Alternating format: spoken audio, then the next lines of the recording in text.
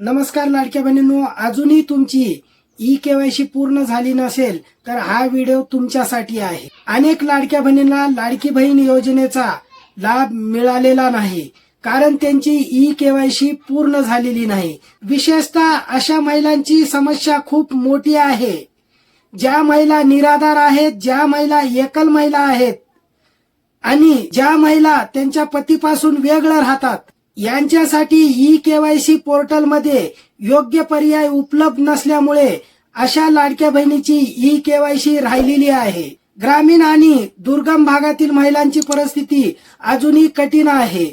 OTP येत नव्हता, internet problem होता आणि आधार नंबरशी मोबाईल नंबर लिंक नव्हता। या सगळ्या कारणामुळे हजारो नाहीतर लाखो महिलांची ई-केवायसी राहून गेलेली आहे। आता प्रश्न असा आहे, अशा दुर्बल महिला या योजनेपासून वंचित राहणार असतील तर मग अशा योजनेचा फायदा काय? सरकारने या महिलांसाठी पुन्हा ई-केवायसी करण्याची संधी द्यावे आणि पोर्टलमध्ये योग्य ते पर्याय ऍड करावेत, हीच मागणी मी आपल्या व्हिडिओच्या माध्यमातून सरकारकडे करत आहे।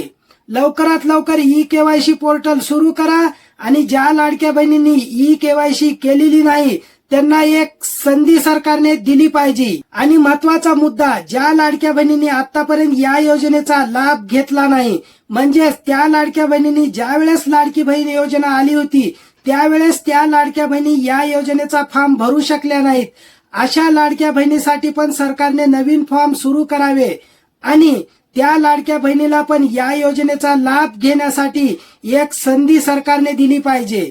तर मी सरकारला विनंती करत आहे, नवीन फॉर्म सुरू करा। तर बऱ्याचशा लाडक्या बहिणीचे मला कॉमेंट्स येत आहेत की सर, ज्यावेळेस लाडकी बहीण योजना आली होती त्यावेळेस आम्हाला काही कारणास्तव फॉर्म भरता आला नव्हता, अर्ज करता आला नव्हता, म्हणून आता आम्हाला अर्ज करायचा आहे। नवीन अर्ज कधी सुरू होणार आहेत असे कॉमेंट्स मला येत आहेत।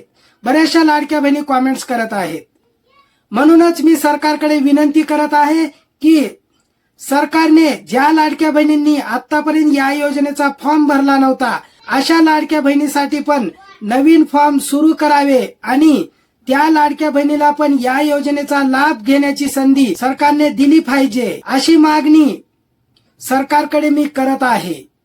सरकारने लवकरात लवकर नवीन फॉर्म सुरू करावे आणि त्या लाडक्या बहिणीला पण सरकारने न्याय द्यावा। लाडक्या बहिणींनो, हा मुद्दा मी सगळ्यात अगोदर आपल्या चॅनलवरती लावून धरलेला आहे, तुम्ही पाठीमागचे पण व्हिडिओ जाऊन बघा, म्हणून काळजी करू नका। जोपर्यंत आपल्या मागण्या पूर्ण होत नाहीत तोपर्यंत ह्या मागण्या मी सरकारकडे लावून धरणार आहे, म्हणून कुठल्याही लाडक्या बहिणींनी काळजी करायची गरज नाही। तर लाडक्या बहिणींनो, आज इथंच थांबूया।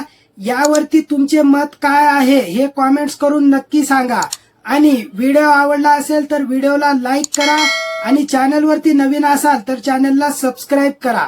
धन्यवाद।